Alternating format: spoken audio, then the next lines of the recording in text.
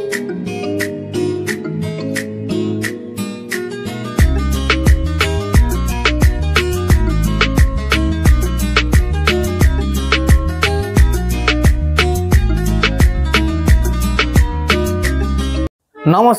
Welcome to astro console. আজকের বিষয় হলো বৃশ্চিক রাশির সাপ্তাহিক রাশিফল 11 মে থেকে 17 মে।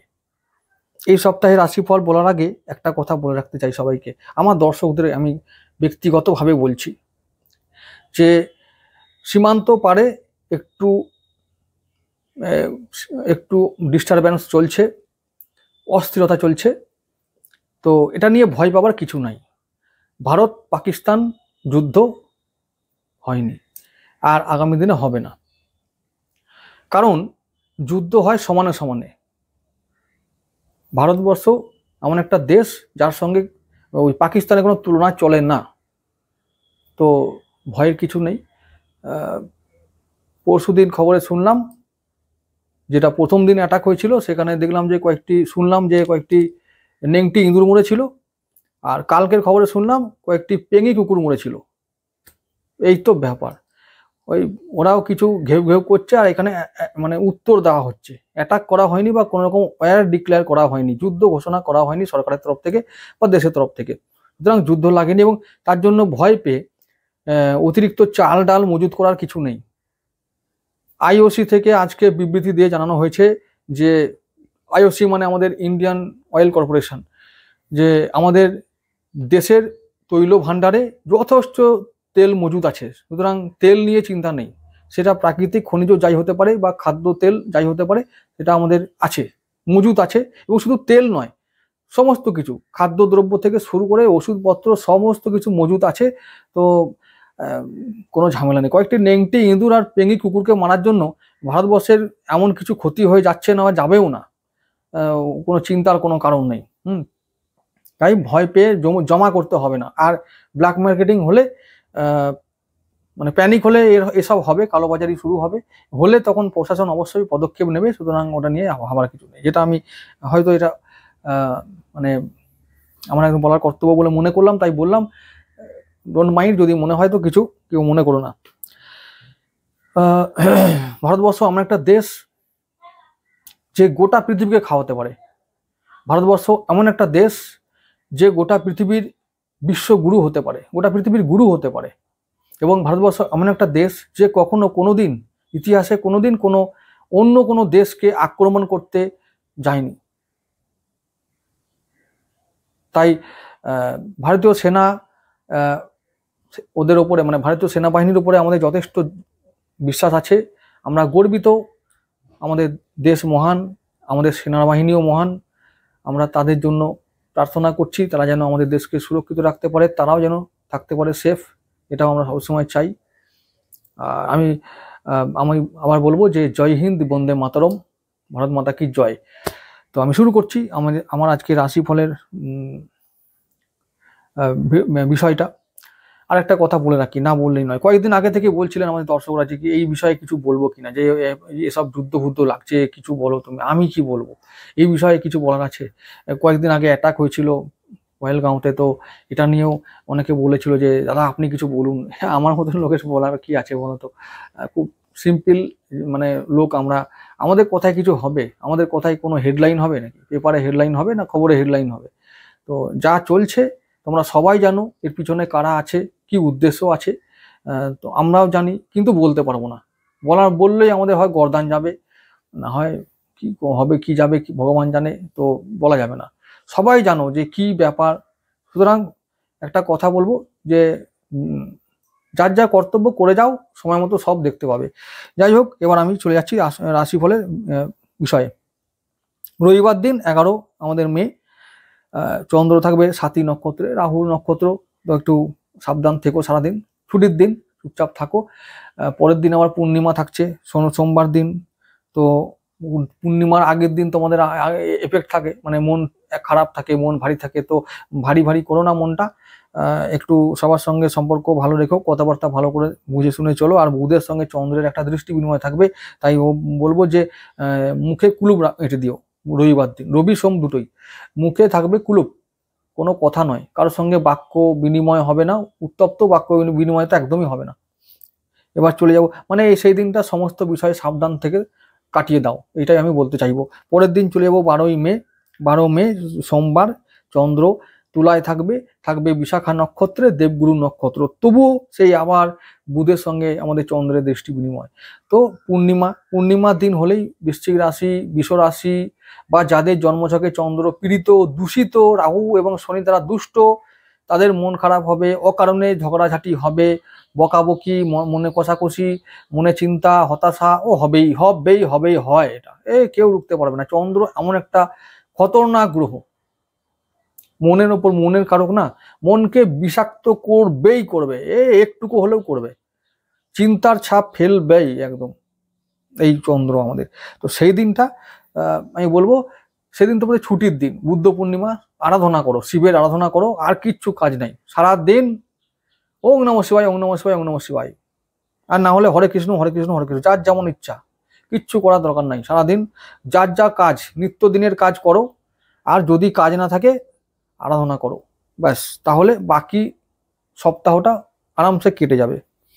আর অন্যান্য বিষয়, শরীর স্বাস্থ্য, চন্দ্র থাকবে বিশাখায়, তো আর আমাদের দেবগুরু নক্ষত্র থাকবে, তো শরীর স্বাস্থ্য নিয়ে চিন্তা করার কিছু নেই, কিচ্ছু চিন্তা নেই, সমস্ত বিষয়ে আমাদের ভালো ফল আসবে। আর চলে যাব পরের দিন 13 মে, মঙ্গলবার দিন, চন্দ্র থাকবে বৃশ্চিক রাশিতে, তাহলে আবার থাকবে শনির নক্ষত্র অনুরাধায়। এখন এটা ভালোই হলো, আমাদের রাশি লগ্নে থাকবে চন্দ্র, তো ভাগ্যবতী যেহেতু লগ্নে থাকবে, তো ভাগ্য ভাবটাই ভালো থাকবে। ভাগ্য মানে আমি বলবো যে মঙ্গলবার দিনটা ভাগ্যবতী থাকবে নিচস্থ। তবুও যেহেতু আমি বলবো যে বৃহস্পতি চন্দ্রের সঙ্গে দৃষ্টি বিনিময় হবে, তবুও সমস্যা আসবে, কিন্তু সমস্যা থেকে মুক্তি লাভ করব। কারণ সেদিনে ওই যে একটা ছোট্ট গজকেশরী যোগ তৈরি হবে বৃহস্পতি চন্দ্রের দৃষ্টি বিনিময়ের মাধ্যমে। তাহলে আমি বলবো যে মঙ্গলবার দিনটা অতি উত্তম একটা দিন। যদিও শনির নক্ষত্রে থাকছে চন্দ্র, চিন্তার কিছু নেই। শনি আমাদের যে সমস্ত বিষয়ে ফল দেবার, অর্থাৎ আমাদের শনি নক্ষত্র কোথায় আছে? পঞ্চম ভাবে। তাহলে আমরা পঞ্চম থেকে, পুত্র থেকে আমরা একটা ভালো খবর পেতে পারি, পুত্রের শরীর স্বাস্থ্য ভালো থাকবে, তার শিক্ষায় উন্নতি ভালো। সুতরাং আবার ভাগ্যভাবে একটা ভালো পুষ্যা যেহেতু ভাগ্যভাবে আছে, তাহলে ভাগ্য ভালো থাকবে, একটা অনুকূল অবস্থা আমরা সেদিন দেখতে পাবো সমস্ত ক্ষেত্রে। তো শরীর স্বাস্থ্য, সন্তান, ভাগ্য সমস্ত ক্ষেত্রে একটা পজিটিভ ফল আমরা পাবো মঙ্গলবার দিন। এবং গজকেশরী যোগ যেহেতু ভালো, একটা পূর্ণ গজকেশরী যোগ, তাই যদি আমরা কিছু বিষয়ে ইনভেস্ট করতে চাই, তো ইনভেস্টমেন্ট আমাদের রিটার্ন দেবে, ভালো লাভ হবে। ব্যবসা বাণিজ্য থেকে শুরু করে শরীর স্বাস্থ্য, মন সমস্ত ক্ষেত্রে একটা ভালো প্রভাব আমরা দেখতে পাবো। মঙ্গলবারটা অতি উত্তম একটা দিন। এবং ঠিক বুধবারটাও 14 মে, বুধবার দিনও কিন্তু চন্দ্র থাকবে জ্যেষ্ঠা নক্ষত্রে, সেই গজকেশরী যোগ সেদিনও কন্টিনিউ করবে।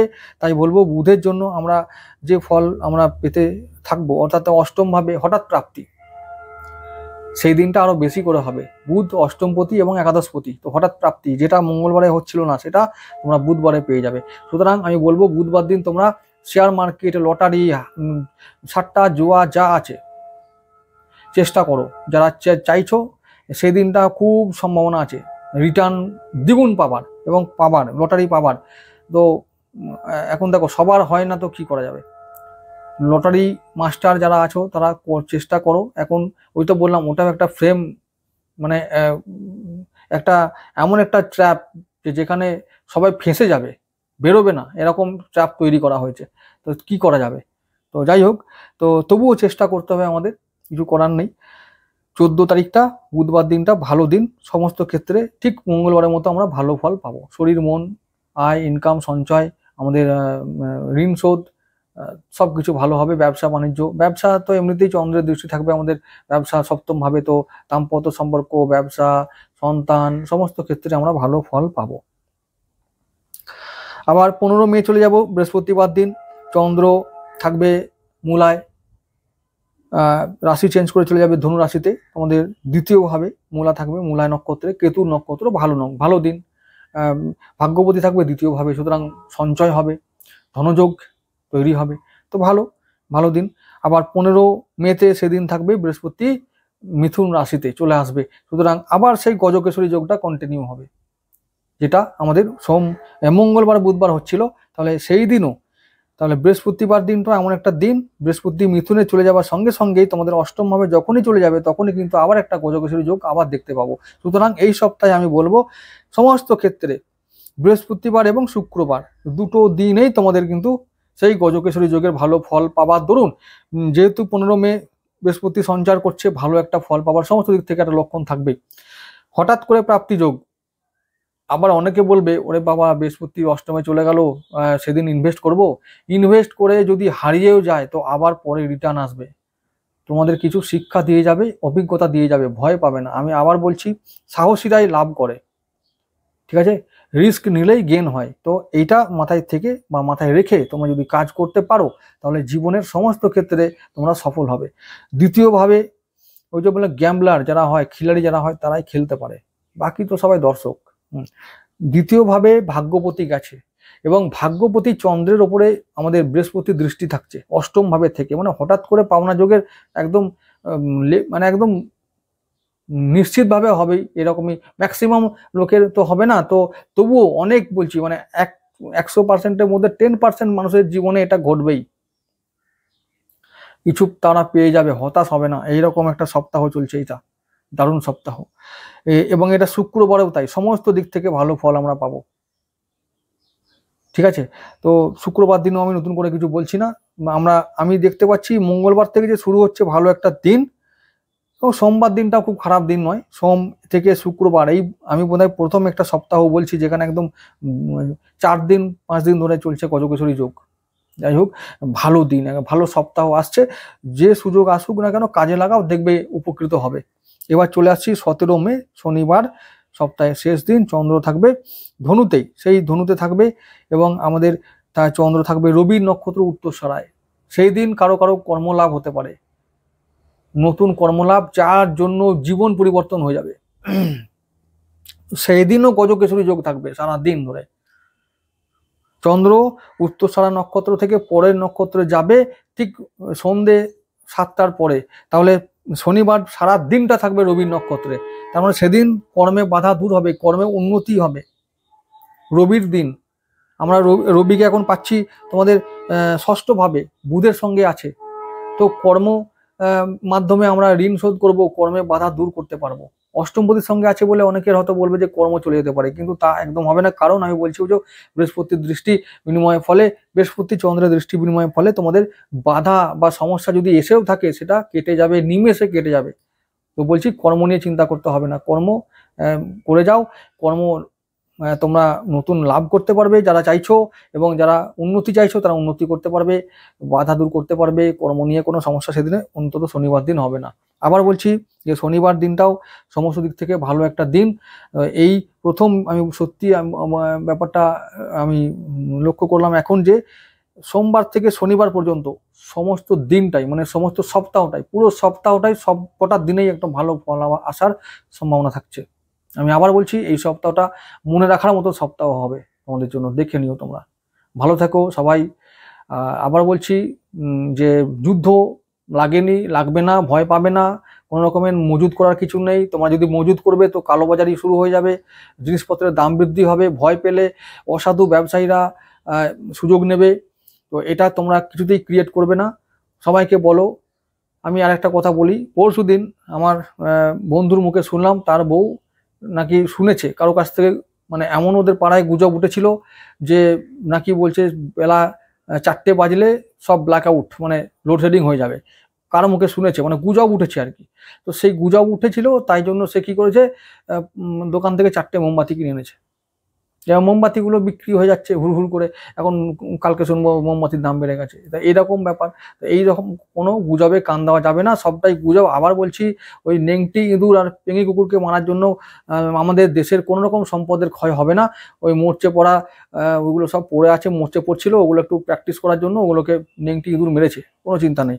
ও আমাদের দেশের সেনাবাহিনী যথেষ্ট যোগ্য এবং সামর্থ্যবান, যথেষ্ট স্ট্রং ওইসব করার জন্য, ও ভয়ের কিছু নেই। ভালো থেকো সবাই। আমাদের দেশের জন্য আমরা গর্বিত, আমরা প্রাউড ইন্ডিয়ান। আমরা সবাই আমাদের দেশের এমন শিক্ষা, এমন শক্তি, এমন সংস্কার যে গোটা পৃথিবীর মানুষকে আমরা পুষতে পারি। পালন করতে পারি, আশ্রয় দিতে পারি। এমনই আমাদের মহান ধর্ম, আমাদের সনাতন ধর্ম এইটাই শিখিয়েছে আমাদের। সেই জন্যই তো আমাদের দেশ মহান, আমাদের ধর্মটা মহান। নমস্কার।